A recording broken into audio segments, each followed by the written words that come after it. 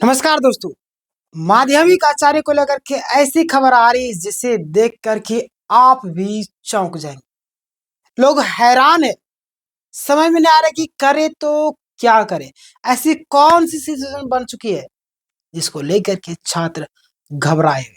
अगर आपने इस वीडियो को मिस कर दिया तो यानी कि बहुत ही ज्यादा इंपॉर्टेंट मैसेज को आपने मिस कर दिया। तो चलिए हम लोग बिना डिटेल के सॉरी बिना देरी के हम लोग बात करते हैं, मतलब पूरा डिटेल में बात करेंगे।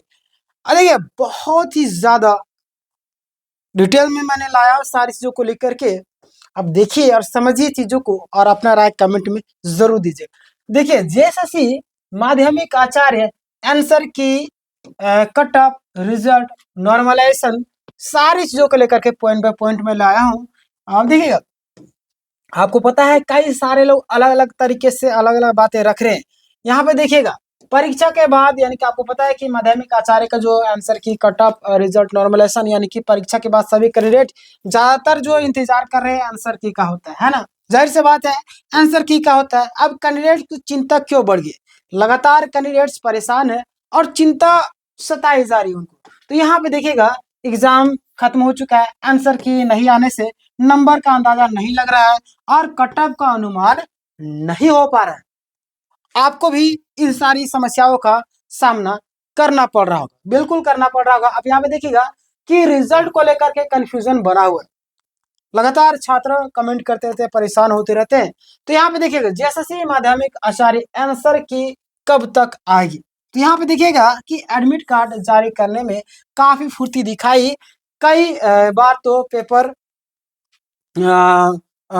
कल है ना, और एडमिट कार्ड कई सारी चीजें सामने आ रही है। आप देखेंगे यहाँ पे कि एडमिट कार्ड आज जारी किया गया। जब एडमिट कार्ड में इतनी तेजी हो तो आंसर की पे देरी क्यों हो रही, यानी कि लगातार से एडमिट कार्ड तुरंत तुरंत जारी करिएगा ना, वही कहने का मतलब है। तो आंसर की में देरी क्यों हो रही, यहीं पे संभावित समय आपका एक्सपेक्टेड जो आपका डेट निकल करके आ रही है। आप देखिएगा फर्स्ट वीक ऑफ फरवरी यानी कि फरवरी है ना, फर्स्ट वीक यानी कि आपको एक सप्ताह के अंदर में यानी कि 7 तारीख तक आपका आने की संभावना है ना। देखिएगा, और ज्यादा देरी हुई तो समझिए कि कुछ न कुछ तो गड़बड़ मामला है ना, आंसर की हो जारी होगी, इससे ज्यादा देरी गलत होगी, यानी कि इससे ज्यादा देरी नहीं लगेगी। आगे हम बात करते हैं आंसर की का पूरा प्रोसेस क्या सिचुएशन बन रही है। अब देखिए यहाँ पे कि आमतौर पर जेएसएससी में आंसर की ऐसे आती है। आपको पता है कि आपका जो मास्टर क्वेश्चन पेपर रहता है, फिर आपका प्रोविजनल आंसर की होता है। ये सारी चीज आपको पता होगा। बहुत सारे लोग नए नए कैंडिडेट तो उनको पता भी नहीं होता है, तो इसीलिए मैं आपको ये वीडियो बना दे रहा हूँ। देखिएगा आपका फाइनल आंसर की यानी कि कई बार रिवाइज फाइनल आंसर की भी आती है ना। और देखिएगा यहाँ पे ऑब्जेक्शन विंडो भी खुलता है, तो आप जाहिर सी बात है आप ऑब्जेक्शन डाल सकते हैं। और समस्या यहाँ पे आ जाती है क्या कि देखिएगा बहुत बड़ा समस्या भी आती है कि आंसर की 3-4 बार बदल दी जाती है। अब ऐसे में कैंडिडेट ज्यादा कंफ्यूज हो जाते हैं कि भाई हमारा नंबर आ रहा है तो आ रहा है कितना आ रहा है, इतना बार बदला जाएगा तो जाहिर बात कोई भी छात्र परेशान होगा, तो परेशान हो जाते हैं। और रिस्पॉन्स शीट सबसे ज्यादा जरूरी क्यों है, ये भी सवाल बन रहा है। तो आप सभी यहाँ पे ध्यान देगा क्यों ज्यादा जरूरी है। तो आपके पास कार्बन कॉपी नहीं है, बिल्कुल नहीं होगा, या मास्टर क्वेश्चन पेपर देने से कोई फायदा नहीं है, यानी कि रिस्पॉन्स शीट में दिखता है ना आपने कौन सा आंसर टिक किया है। बिल्कुल, चलिए आगे हम बात करते हैं यहाँ पे कि कहाँ गलती हुई है और कितने नंबर बन रहे हैं। क्लियर, चलिए अब सहायक आचार्य में रिस्पॉन्स शीट नहीं दी गई थी, लेकिन कोर्ट ऑर्डर के बाद देनी पड़ी। इसलिए अगर यहाँ पे भी ऐसी सिचुएशन बनेगी तो जाहिर से बात इनको देनी पड़ेगी। और हालांकि जेएसएससी अपना बोलते हैं ना कि आदत से लाचार, सुधरने का नाम नहीं लेती, तो कोर्ट के आदेश के बाद ही कई सारी चीजें देती है, आपको पता है ना। अपना आदत से ये लाचार है पूरी तरीके से, करप्शन करने में, हर चीज करने में, डिले करने में। माध्यमिक आचार्य रिस्पॉन्स शीट भी जारी होनी चाहिए।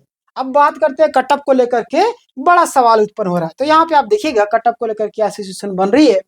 तो आप देखिएगा जेएसएससी कटअप समय पर जारी नहीं करता है, आपको पता होगा। उदाहरण के तौर पर देखिए 2016 का टीचर नोटिफिकेशन कटअप 2025 में जारी की गई। भाई ये तो समझ में नहीं आता कि किस हिसाब से ये करती है। यह सिस्टम पूरी तरीके से आपका गलत है, गलत ही है 100%। और देखिएगा कट ऑफ नहीं आएगी तो ट्रांसपेरेंसी भी आपका नहीं होगा। जाहिर सी बात है कि ट्रांसपेरेंसी आपका कैसे होगा, आप कट ऑफ नहीं बताइएगा सारी चीजें। हालांकि जैसे कई बार बोलती है कि हम कट ऑफ बाद में जारी करते हैं, भाई पुराने समय हम ऐसे घूमते थे बिना कपड़े के, कभी पत्ते पहन के घूमते थे, कभी हु ला जिंगा लाला करते रहते, खाते पीते मर जाते थे। तो भाई वो जमाना तो खत्म हो जाता है, कोट पैंट पहन रहे हैं तो सिचुएशन बदल चुका है। आप पहले बाद में जारी करते थे वो सिचुएशन खत्म हो गया, अब अभी जारी के छात्रों का डिमांड है, अभी एआई का जमाना है।